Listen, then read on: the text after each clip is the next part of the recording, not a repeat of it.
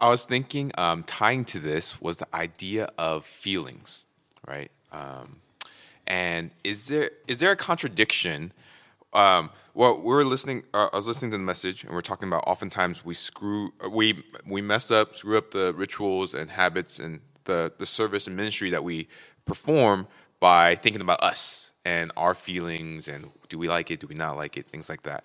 There could be someone out there saying that I love to welcome people. I love to read the Bible and pray and these things. And yet I don't like setting up chairs or coming early on Sundays to help this, that, and the other, or evangelizing to strangers because of this, that, and the other. How do we deal with the concept of, oh, I'm only going to do the things that I love to do in the ministry of God, and so that honors God, and yet the things that are hard or things I don't like doing, how do I deal with that?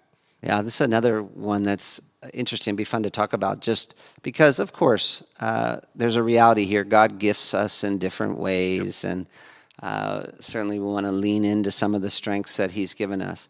But I just have to say that among people that I have met, and coming from our culture, we have such a strong tendency to do whatever we want to do.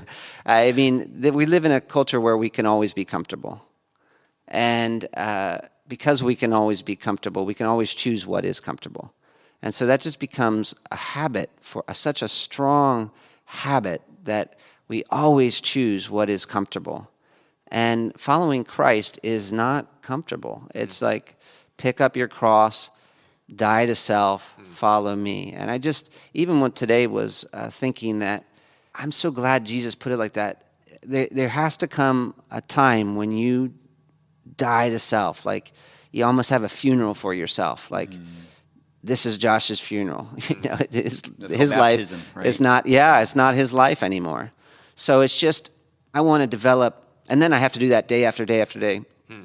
But I want to kind of develop this lifestyle where I am removed. That's actually kind of, it's just not about me. And I don't think that much about what makes me comfortable.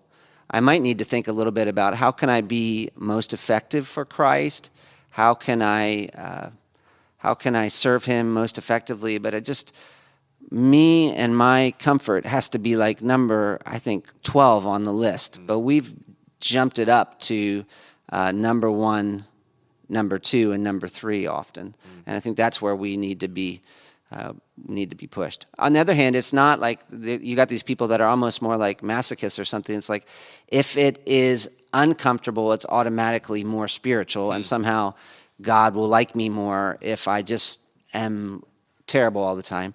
But then you're inserting yourself back into it in just another weird way. So it's just like, get yourself out of it. Get yourself out of it. It's not so much just about your pleasure or your earning God's approval. It's just, I'm in this moment. How can I be most effective for the glory of God and the good of the other person? And there's a lot. That's why God says, he who seeks to save his life will lose it. He who loses his life for my sake will find it. So if I really want to find life, die.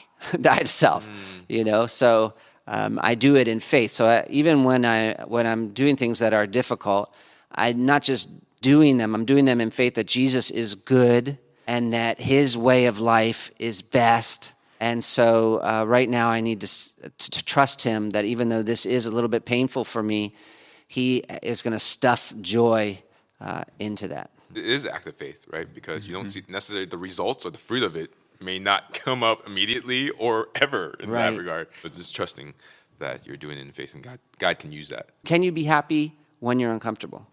That's a good question to ask. I think definitely yes.